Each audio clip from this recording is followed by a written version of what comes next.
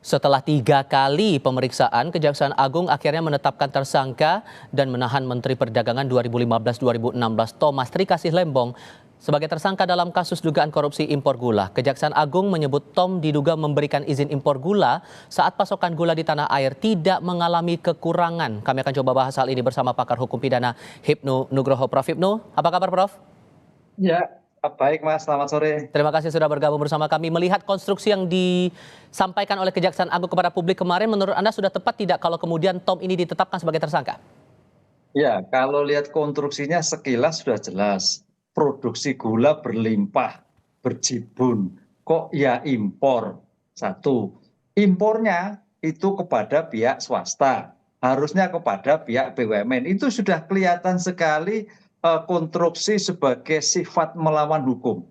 Kan di dalam pasal 2 pasal 3 itu barang siapa ya kan melawan hukum kan, memperkaya diri orang lain menggunakan jabatannya sebagai menteri. Nah, disinilah saya kira sebagai bentuk konstruksi yang sangat mudah sekali bahwa impor yang disetujui oleh kementerian untuk kepentingan kelompok dalam tanda petik, karena harus pertanyaannya kenapa bukan BUMN pihak swasta. Satu, kenapa sudah surplus kok dia melakukan suatu impor. Ini saya kira perlu dipertanyakan. Sehingga kalau toh sampai seperti ini ya kita apresiasi. Karena ini suatu tindakan-tindakan yang sangat merugikan, membuat situasi gula itu menjadi tidak jelas harganya karena melimpah, sudah melimpah tambah impor lagi, kan itu Pak. Kan kasihan pedagang-pedagang kecil, sehingga Oke. tindakan ini suatu yang kita apresiasi gitu Mas. Oke, melihat nilai kerugian negara perkiraannya 400 miliar rupiah. Kemudian bagaimana cara pihak Kejaksaan Agung bisa mendalami kasus ini untuk membuka peluang-peluang terjadinya potensi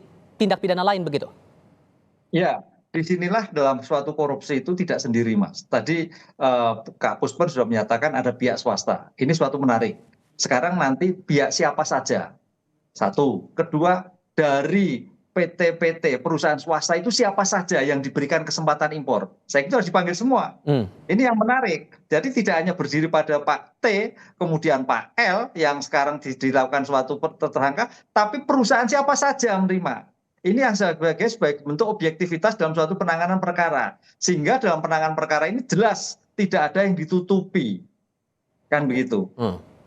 Oke, kalau melihat Anda sebuah dalam rangkaian setidaknya untuk saat ini sudah jelas bahwa ada upaya tindak pidana di sini, tapi di sisi lain ada yang melihat bahwa ini tampaknya ada upaya politisasi di balik kasus ini. Kita ingat bahwa dalam pemilu kemarin dia bagian dari tim pemenangan dari salah satu pasangan calon, dan ini jarak waktunya cukup lama, kasusnya 2015, tapi kemudian diumumkan dan ditindak ini baru di tahun 2024. Merespon itu gimana? Ya, kalau pendapat politik sah-sah aja lah. Tapi kalau saya melihatnya tidak. Sekarang pertanyaan cut off-nya, laporannya kapan? Apakah baru 2022 kemarin?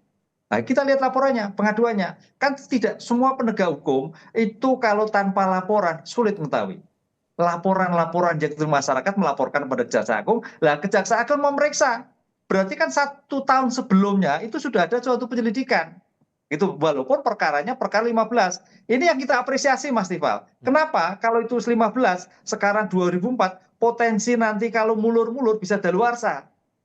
Kita harus berpikir positif. Jadi kita harus apresiasi kejaksaan. Sekarang itu 2015, pemeriksaan saya kira laporannya itu adalah mungkin 22, 23, baru bergerak. Karena penegak hukum, apakah itu polisi, apakah itu jaksa, ketika menerima laporan harus bertindak. Kalau ketika belum bertindak. Karena agak sulit. Bukti awal dicari itu berdasarkan laporan yang ada. Siapa? Laporan masyarakat. Apakah itu taran politik? Walau alam. Tapi itulah bukti yang ditemukan dalam suatu fakta di dalam pemeriksaan awal. Kan itu loh. Oke.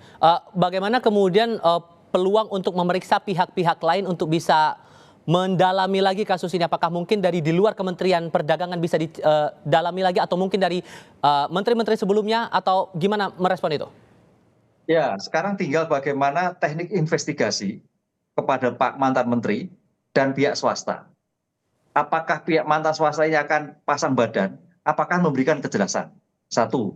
Kedua, kalau itu memang sudah ada pemeriksaan sekarang dokumen, saya kira dari dokumen sudah kelihatan Mas. 2015 sudah maju loh. Departemen Perdagangan sudah maju loh. IT kelihatan perdagangan itu siapa saja menerima, ada semua. Sehingga ketika screenshot data-data itu siapa yang terlibat di dalamnya.